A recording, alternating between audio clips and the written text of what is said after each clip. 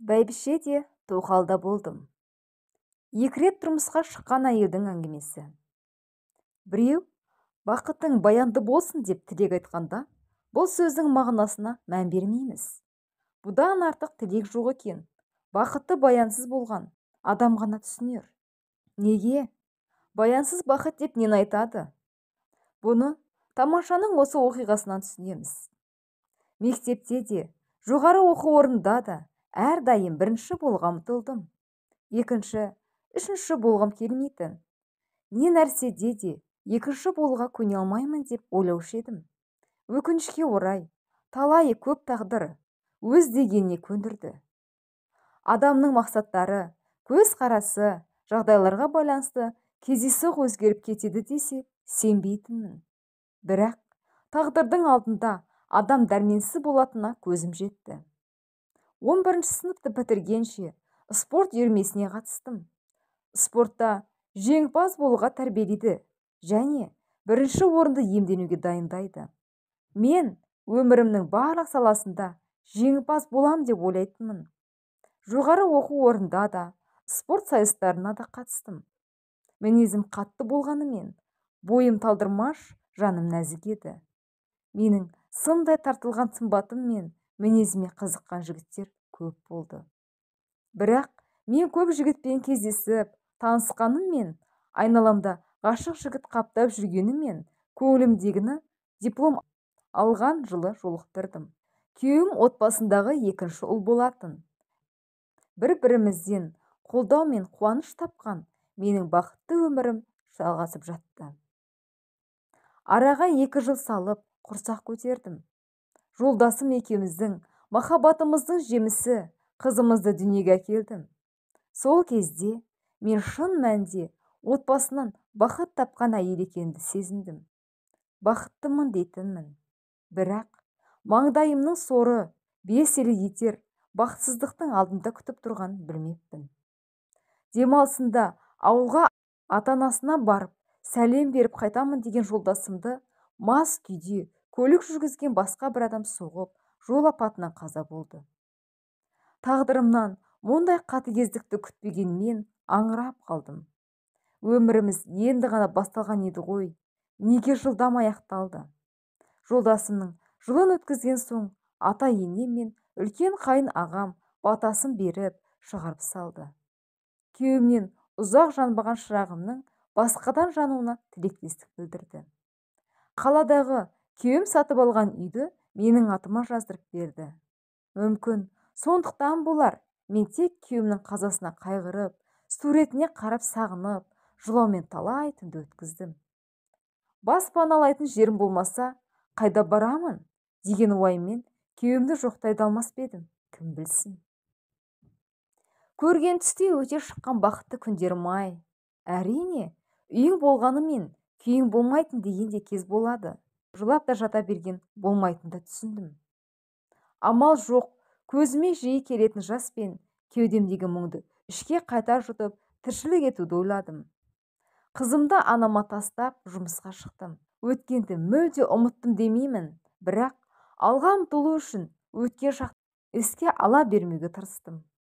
Жесір атанғанымда мен бар жоғы 29 жастағы келіншек болатынмын. Қызметім, үйім, қызым бар. Шындап келсе бұдан басқа маған еш нәрсе керек емес еді. Әрине, затым әйел болғандықтан ер азаматтың құшағын аңсамай қалмайтыным жасырын емес. Бірақ бақыт сыйлаймын деген жігіттердің көбі менің қолымдағы бардан бақыт тапқысы келетін. Қулық ойлағандармен күресіп жүргенде өзімнен әлде қайда жасы үлкен бір азаматты жолықтырдым. Ол созбалақтамай мені алғаш көргенде-ақ ұнатқанын жасырмады. Екінші әйелім бол деді.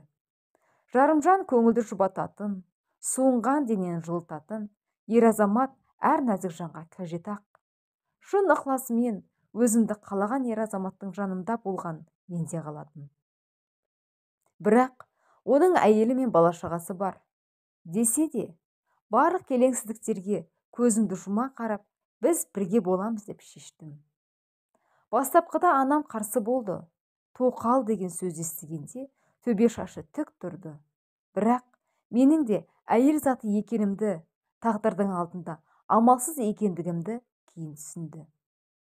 Азаматым, біздің қарым-қатынасымыз басталмай тұрып, ол қандай жағдай болса да, балалары мен олардың анасынан ажырамайтынын қадап айтқан болатын. Мен де оның әйелінің бақытын ұрласам да, балаларынан әкесін неке куәлігіндегі күйеуі бар деген сөзден айырғым келмейтінін, кез келген уақытта кетем десе ұстамайтынымды айттым. Бір-бірімізге ешқандай міндет қоймадық. Әрине, кем-кетігіме көмектесіп тұрды. Бірақ менің табысым өзіме жеткілікті еді. Біз бірге өмір сүрген жылдарда ол менің қызыма өз қызындай қамқор болды. Жабырқаған көңілімді жұбату үшін болды. Араға 2 жыл салып мен оған ұл сыйладым. Қазір есептеп отырсам, содан бері 15 жылға жуық уақыт өтіпті. Былтырдан бері байланысымыз үзілген. Мен емес, ол мені тастап кетті. Ақылы толысып, желігі басылған сүйгенім бір жолата өз отбасына кетті. Анығырақ айтсам, ол еркекті қуаты әлсіреген соң өзін ыңғайсыз сезінді ме, әлде енді мені қажет етпейді деп ойлады ма, кетті де қалды. Менен 13 жас үлкендігі бар азамат төсекке жарамай қалды. Сен әлі жассың. Өзіңмен қатарлас азамат тауып жатсаң, мен тек бақыт тілеймін.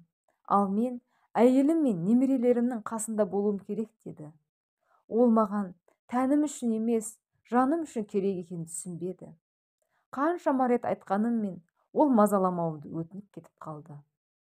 Ол қазір ұл-қызының, немерелерінің ортасында отыр. Ал менде өзімдікі болмаған, бола алмайтын азамат сыйлаған бақытты күндердің естеліктері ғана қалды. Әрине, өкінбеймін. Қазір жасым 45-те, қызым студент болса, ұлым мектеп жасында. Тіршілігіме көңілім толады, бірақ сырласар азаматымның жоқтығы жаныма батады. Ол нағыз азамат болғандықтан өзінің әйелі мен бала шағасын тастамады. Басында-ақ шартын ашып айтты. Ол маған артық уәде берген жоқ.